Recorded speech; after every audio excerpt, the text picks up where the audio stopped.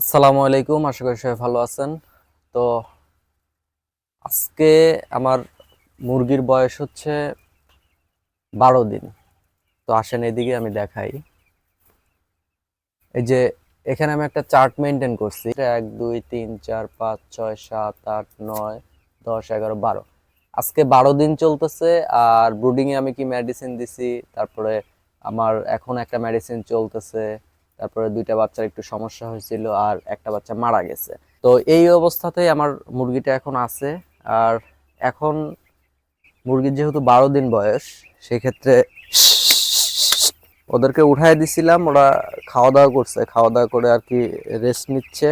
তো 12 দিনে আমার মুরগির ওজন কতটুকু আসছে এটাও আপনাদেরকে দেখাবো। আর আজকে যেহেতু 12 দিন ব্রুডিং শেষ করার পরে, মানে ব্রুডিং চলা অবস্থাতেই হালকা হালকা করে জায়গা একটু বৃদ্ধি করে আজকে 12 দিনে আমি এতটুকু জায়গা দিছি। এখানে মুরগি আছে হচ্ছে 120টা। এটা আপনারা এর আগের ভিডিওতে হয়তোবা দেখছেন। এটা মারা গেছে, মুরগির কোনো সমস্যা ছিল না, আমার অসাবধানতার কারণে এই যে হুবারটা যেটা ছিল এটা লাগানোর সময় পড়ে যায় আমার হাত থেকে। পড়ার পরে এই একটা বাচ্চা নিচে পড়ে পরে সেটা মারা যায়। আর এখন পর্যন্ত 119টা মুরগি এখনো আছে, এর মধ্যে দুইটার একটু সমস্যা হয়েছিল। তো সেটার জন্য মেডিসিন চলতেছে, সেটা আলহামদুলিল্লাহ এখন ঠিক হয়ে গেছে। তো আজকে যেহেতু 12 দিন, আজ পুরোপুরি লিটারটা এটা উঠায় চেঞ্জ করে দিব। আর এত কয়েকদিন আমি লিটার ম্যানেজমেন্টটা এইভাবেই করছি যে 2 দিন পরে পরে এই লিটারগুলো এখানে চেলে তারপরে কিছু নতুন লিটার এটার সাথে অ্যাড করছি। অ্যাড করে এইভাবে আর কি 12 দিন পর্যন্ত রাখা হয়েছে। এখন এটা পুরোপুরি একদমই এটা চেঞ্জ করে দিব, তার কারণে যে লিটারটা কেমন জানি একটু ভিজা ভিজা আর কি ভাব হয়েছে।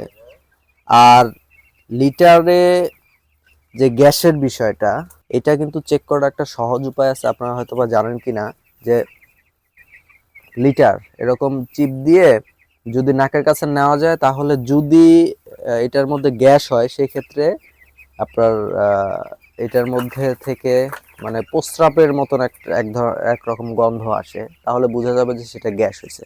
এরকম কোনো কিছুই আলহামদুলিল্লাহ আমার এটাতে নাই। তো তারপরেও আমি যেহেতু লিটারের বিষয়টা অনেক বেশি খেয়াল রাখি, এটা একদিন পর পরে আমি চেলে একদম পুরো পরিষ্কার করে দিয়ে এটা ঝরঝরা রাখার চেষ্টা করি।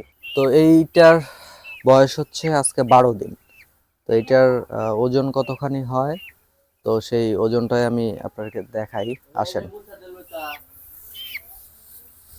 এই যে দেখেন, এটা এখন জিরো অবস্থায় আছে, যদিও স্কেল এটা বড়, তারপরে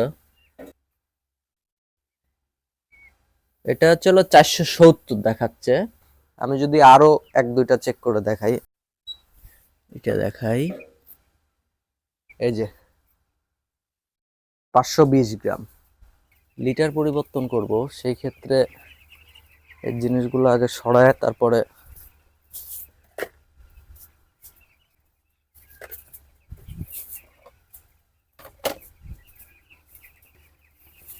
লিটার হিসেবে আমি ব্যবহার করছি ধানের যেই তুষটা আছে সেই তুষটা।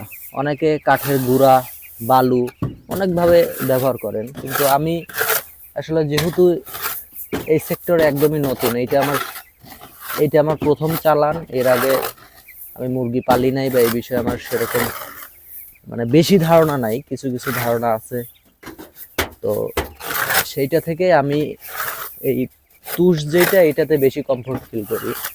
তুষে হয়তো বা খরচ একটু বেশি যায়, কিন্তু তারপরেও এইটাতে একটু সেফ পাওয়া যায়, মানে লিটার ম্যানেজমেন্ট করাটা সহজ হয়, লিটারটা একটু ভালো রাখা যায়।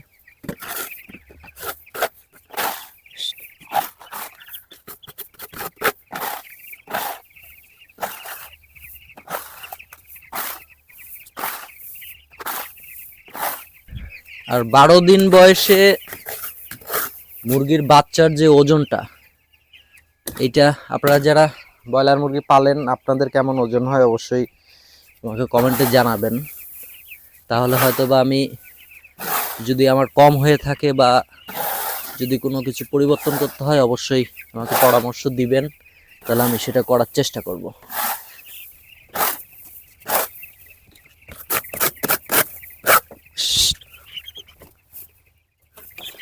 দিয়ে দিই।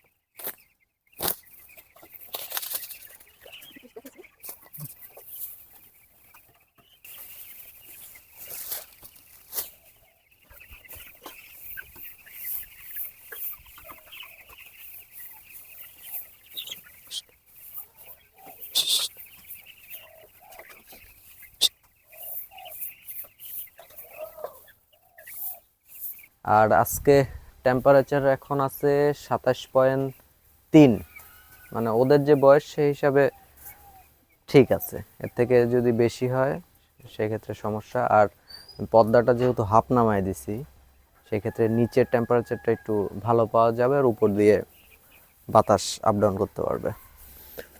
এখন খাবারটা দিয়ে দিই।